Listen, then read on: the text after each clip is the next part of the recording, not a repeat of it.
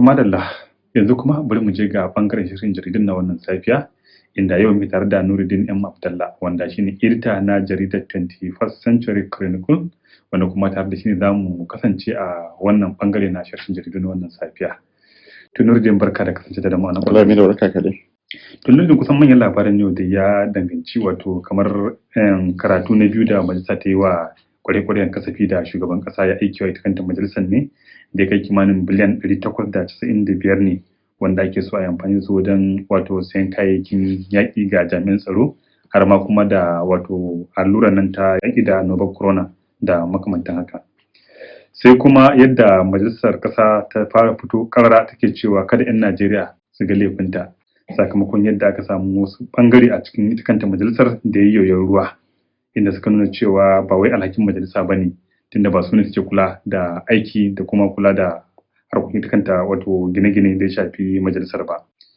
To da farko dai bari mu fara ga shi wannan kasafin kuɗi na biliyan 895 da shi shugaban ƙasa ya nemi majalisar ta amincewa majalisa da a ga cewa an yi amfani da su kan wasu muhimman al'amura, ko kuma wasu abubuwa da ke da muhimmanci, tunda abu ne da ya shafi tsaro da kuma sayan allurar ta wato rigakafin corona. To da farko dai wayannan kuɗaɗe da yawa 'yan Najeriya tun yanzu sun fara cece-kuce, wasu na ganin cewa ai kuɗaɗen sun yi yawa idan aka duba irin abubuwan da ake so a yi da su, wasu kuma suna ganin tunda ana maganar tsaro ne ai kuɗaɗen ma ba su yi yawa ba, amma dai akwai buƙatar a yi nazari akan irin kuɗaɗen da aka dinga kashewa a baya, kuma tamkar kamar ma dai kwalliya ba ta biya kuɗin sabulu ba. Amma dai ya kallaci wayannan maƙudan kuɗaɗe da ake son majalisa ta amince da su don dai a fitar da su da a yi wannan aiki. To ka san harkar tsaro musamman ma shekaru 12 da suka wuce, tun kafin wannan gwamnatin ta zo da muka samu kama cikin rikicin Boko Haram, yan shekaru baya kuma muka zo wannan kidnapping din nan da kuma garkuwa da mutane don aka fi kuɗi, abin ya ta'azzara.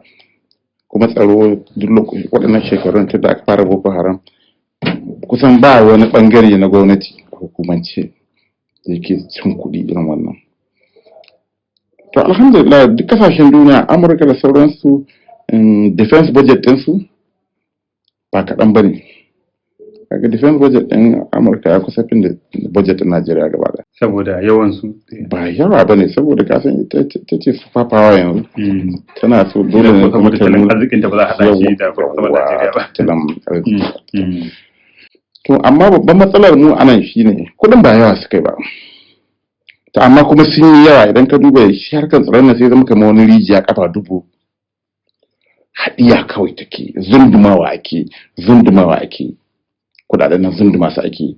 Kuma mutane sun kasa gane cewa okay, idan yanzu misali shugaban ƙasa kusan za a kashe wurin dala biliyan 750 ne cikin wannan kuɗin daga harkar tsaro, siyan kayayyakin yaƙi da sauransu.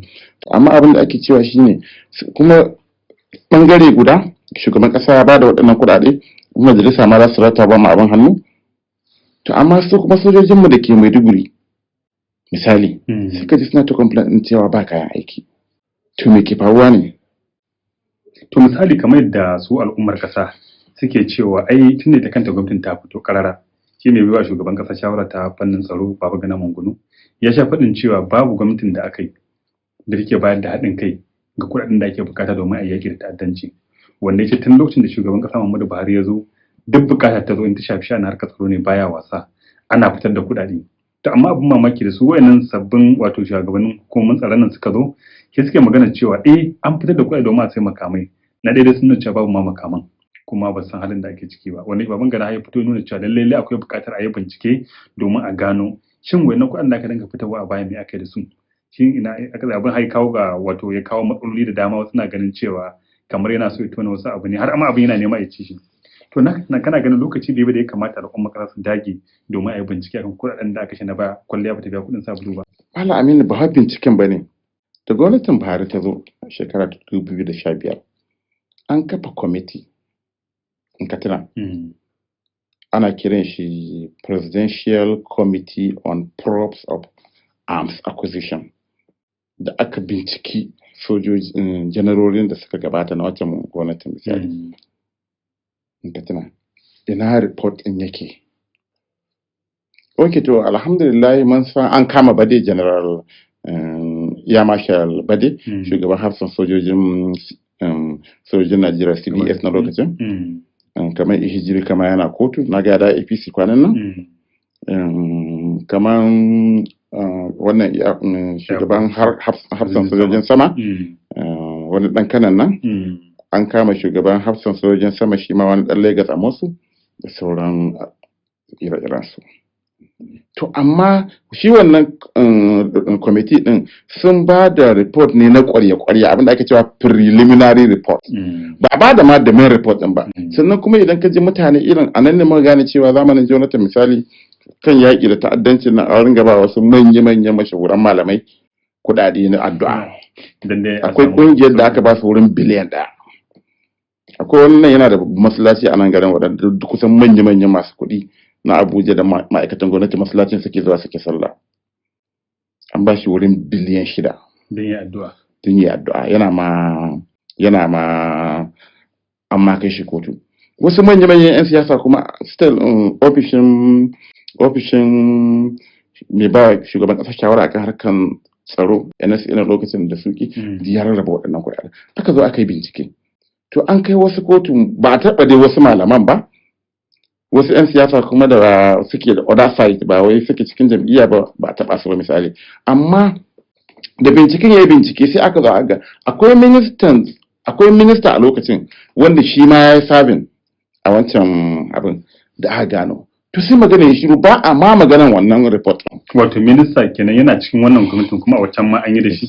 Kuma da aka zo ana wannan sai aka ga manyan janarorin nan ma suna siyan gidaje na wurin dala miliyan 1 Amurka a Dubai. To kuma ka duba masana suka ce idan misali tun ranar da ya shiga soja idan da zai ringa tara albashin shi ne har ranar da ya zama general wannan albashin baya ma taba komi ba zai ishe shi sai wannan gidajen ba. Ya ce da matarsa ce to kuma binciken da aka ce matarsa ai malamin makaranta ce kuma ba yar Aliko Dangote ba ce. To kaga yanda abin yake so binciken sai ya tsaya cak. To ko shi wannan abin amma abin da ya kamata a yi kenan ba wai ba da kuɗi ba particularly wannan gwamnatin yes duk abin da aka mishi yana sa hannu abin da suka ma Jonathan kenan ai za a zo to muna iya ma yafe ma Jonathan ba soja bane. Tunda bai san sha sojoji za su zo a kawo mishi wani irin map din su na siddabar nan a ce to fa ga yan ta'adda suna wannan kaza da sauransu ya sa hannu. To amma shugaban kasa ba wannan general ne ya yi yakin ba sa lokacin da sauransu so ba wani siddabar da zaka mishi na harkan soja. To amma sai ga abin nan ita harkan matsalar tsaron nan sai ya zama rijiya kafa dubu haɗiya kawai take ba biyan bukata ba. To gashi dai yanzu misali shi gashi mun gonan abin da ya ce Allah ji kayan general Tahiru abin da ya ce kenan ka tuna da ya je majalisa ai wani abu wanda yan Najeriya ba su gane abin da yan majalisa na ta damin shi mun kira ka nan ka zo ka yi mana bayani yace wani bayani zan muku yace na rubuta muku komi na baku a cikin bayanan da na baku yace duka wani wata 3 akan wannan kujeran ba Allah ji kan shi yace kun ce kuɗi kaza an yi approving din kuɗi kaza dan kaza a cikin bayanai na duk wanda ya karbi kaza da wadda suna nan in kuna da bukata ko kira su ku tambaye su mana ba shi ba amma ba a kira su an tambaye su ba abinda muka gani shine ma bayan ma da aka tilasta mai shugaban kasa ya cire su to yanzu ma an sake rewarding din su ne ma yanzu sun zama manyan jakadu ne. To kaga matsala kenan to a inda ake tafiya haka in ba wai canza salo akai ba su sojojin masu da su kasance a Maiduguri ana kashe su because of silly things. Yan Boko Haram ne ya za a yan Boko Haram su fi sojin Najeriya makamai su jigida suke mu ko namu wannan magazin din ne it's not even enough. Kila ba a ba su night vision ba a ba su waɗannan kayayyakin da sauransu shi yasa muke recorded din horrible casualties misali kuma shi shugaban kasa yana nan yana Abuja duk abin da suka ce yana musu approving in between akan hanyar ne akwai aljihun da kudaden nan ke zurowa ta ciki to dole ne a duba su waye masu waɗannan aljihun sannan kuma a hukunta su.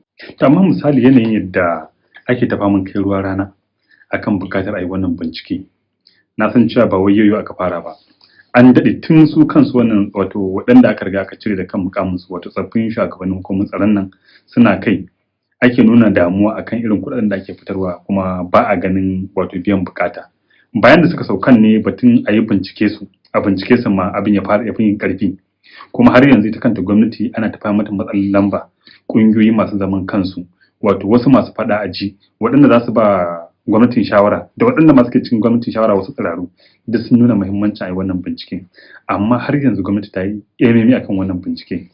To ba ganin cewa tunda gwamnati ba ta wannan bincike kila ba mamaki ba ta da niyyar yin binciken ne yasa. Ka san abin da yake faruwa ne, su waɗanda suke waɗannan madafan ikon nan kuɗaɗen da shugaban ƙasa yake approving na security nan na tsaron nan yawanci ba wai zuwa wurin waɗannan, yawancin su 'yan kwangila ne, sun zama 'yan kwangila dari ɗaya. In aka ce yanzu misali a siyo motoci na gargaru, misali sabbin motoci suna iya za su siyo, akwai an yi wannan labarin, suna iya za su siyo second hand a zuwa musu fenti a kawo su a matsayin sabbi. In aka ce yanzu misali a siyo motoci 100 ana iya kawo 50 a rubuta an su kawo 100 da sauransu. To sannan kuma da yake suna samun kuɗaɗen na sun ƙarfi ba mai iya taɓa su. Shi Mungunan misali, ai da BBC ya yi hira ana maganan ya ce an approve ɗin kuɗaɗe amma ba makaman na ƙasa. Kama daga baya fa nan da nan aka yi mai ca kawo kujerarsa ta rawa lokacin, dole ya zo ya janye ya ce wai an yi misquoting ɗin shi ne. To kaga abin da nake cewa shine su waɗannan mutane da suka zama masu haɗiyan kuɗaɗen da shugaba Buhari yake baiwa sun yi ƙarfi ba mai iya taɓa su, kuma suna da kuɗin da za su yi bribing ɗin duk wanda kake tsammani. Abin kawai kenan. Amma an ba haka ba to kaga kasan abin da zai faru ne, shi ma idan Buhari ya sauka 2023 shi ma za a zo a kafa mishi kwamiti kamar yadda ya kafa na General Jonathan, wanda har yanzu cases ɗinsa har yanzu yana kotu. To shi ma sai da hakan za a zo a yi. Maybe yana karanta jarida yana mamaki, lokacin da zai rinka mamaki ce a'a cewa General Aminu dama haka yake. Yanzu ga misali ba, shi ai ba wannan abin da aka gano wani darakta na kuɗi a hukumar leƙen asiri ta waje NIA, wani general ɗin shi ma manyan gidaje ko ina. To haka ne. To yanzu misali tunda dai gwamnati ta riga ta nemi wannan kuɗaɗe, shi shugaban ƙasa ya nema da a yi wannan aiki, kuma bisa dukkan alamu an riga sun cewa tunda akwai kyakkyawar alaka tsakanin ɓangaren zartarwa da kuma su ɓangaren 'yan majalisa, kusan duk wani abu da ɓangaren zartarwa ya tura majalisa za ga ba ta ƙi ko kuma ce ba ta wato nuna ko kuma irin sa ido ta naga cewa ita ba abin nan dake a kai. To wannan ma ana ganin cewa lallai zai tsallake duk wani karatu da ake mima har amince da wannan kuɗaɗe. Me ya kamata gwamnati ta yi domin a sa ido a tabbatar cewa idan wancan kuɗaɗen na baya an samu matsala, wa'annan kuma an yi aiki da su akan abin da aka tsara don al'ummar ƙasa su gamsu da yadda aka yi aiki da su. To abu ɗaya kawai za a yi, gwamnati dai ba za ta binciki kanta ba. Yasa duk wani panel da Buhari zai kafa yanzu misali ban yi tsammanin zai tasiri ba. Amma su 'yan majalisa a kundin tsarin mulki suna da abin da ake cewa oversight function.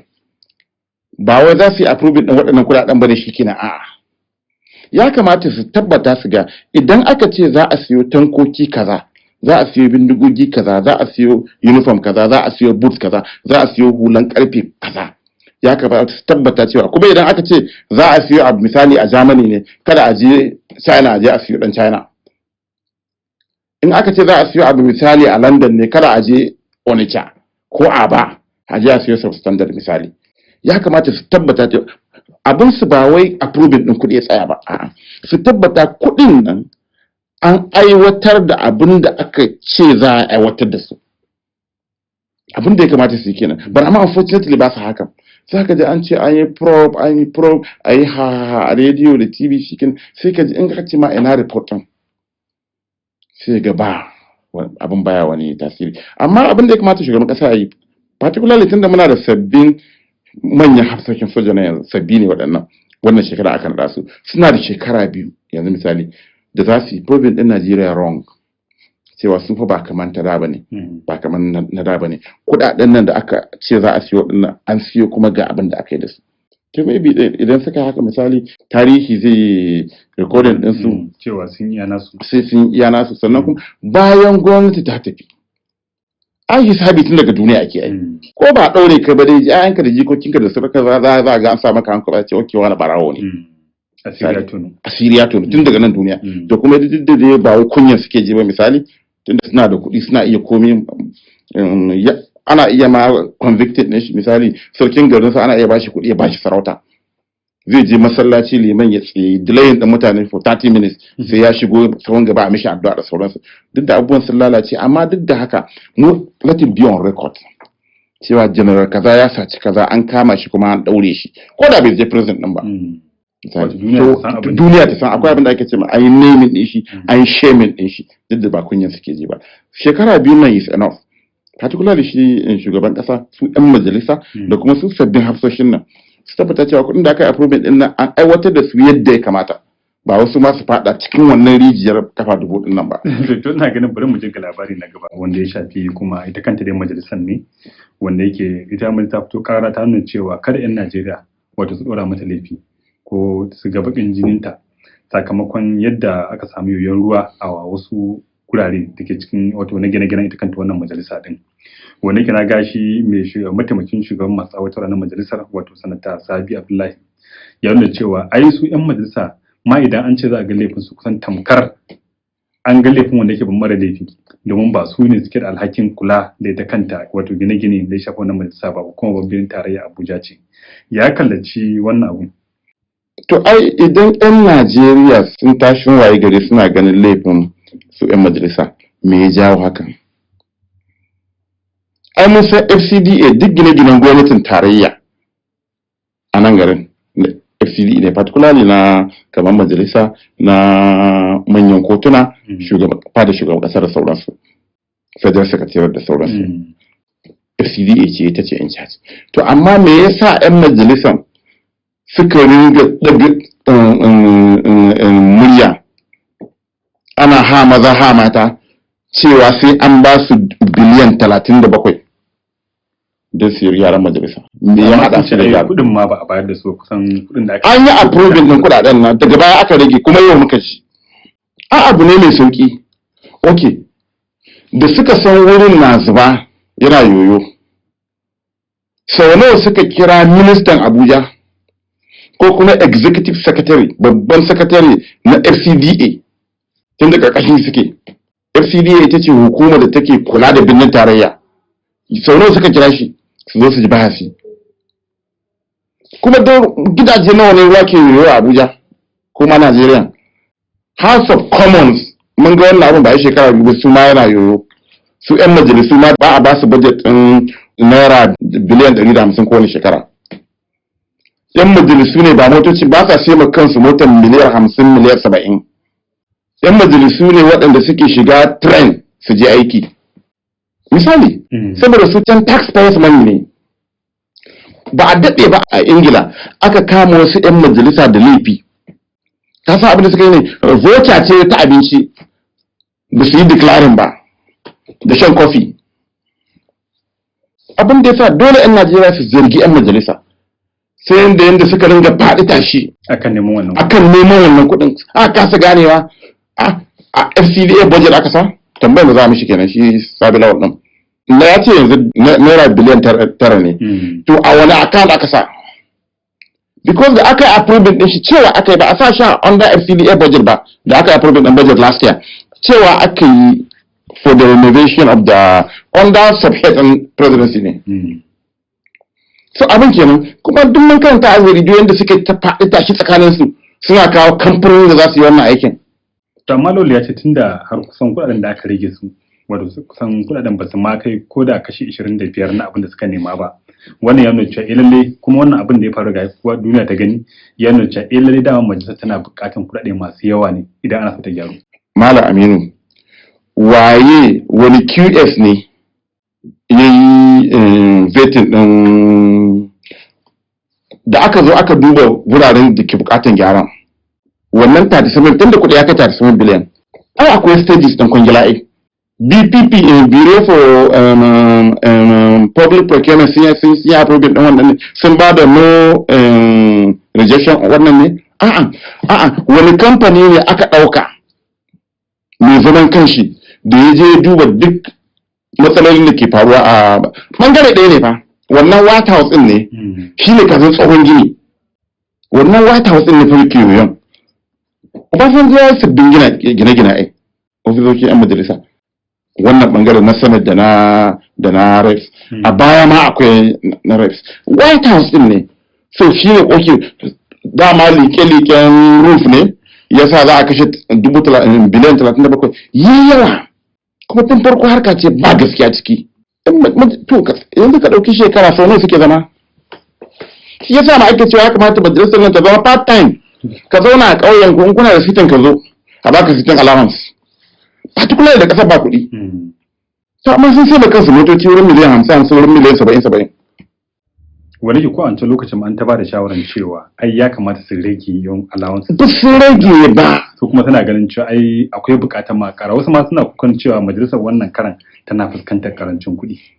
To yanzu abin inda misali yanzu ka ɗauki simple example, ka ɗauko ta shekarar 2019 nawa aka ba su, an ba su in ba na yi kuskure ba an shugaban kasa musu appropriate ɗin naira biliyan 150. To sai ka lissafta zama kwanaki nawa suka yi cikin kwanaki 160 ta shekara, sannan kuma ƙudurori nawa suka aiwatar. To sai ka zo ka yi lissafi ka ce to kaga idan ka raba wannan naira biliyan 150 da adadin ƙudurorin da suka aiwatar, sai ka ga kowane ƙuduri a nawa suka yi ma 'yan Najeriya shi. Akwai wanda sun zauna fas za su yi shekara 2 ko muryar ba taɓa ji ba, ba motion ballantana bill. Sai dai wakilcin al'umma su kawai. Wakilcin al'umma su ta yana ana ba su motocin miliyan 50 miliyan 70, ana ba su housing allowance suna ta karkashe kuɗaɗen ma kawai ba gaira ba dalili. To Allah ya sauke. Amin. To jama'a masu kallon mu duka iya abubuwan da za mu iya kamo kenan a cikin harshen jaridun na wannan safiya. A madadin shi bakon namu ne wato Nuruddin M. Abdallah, wannan gaya muku ne edita na jaridar 21st Century Chronicle, wanda ya kasance tare da mu muka duba kuma manyan al'amura ko kuma ce manyan labaran da suka fice a wannan safiya. To Nuruddin muna godiya da wannan. Alamin mun gode. Yanzu kuma bari mu je ga bangare na gaba, wato bangaren ilimi a kashi na biyu, inda a can ma zan haɗa ku da wasu 'yan jaridan don su mana wasu muhimman al'amuran da ya shafi al'umma da ma kasar. Da haka ne shi kasance tare da Umar Faruk Musa a ilimi a kashi na biyu.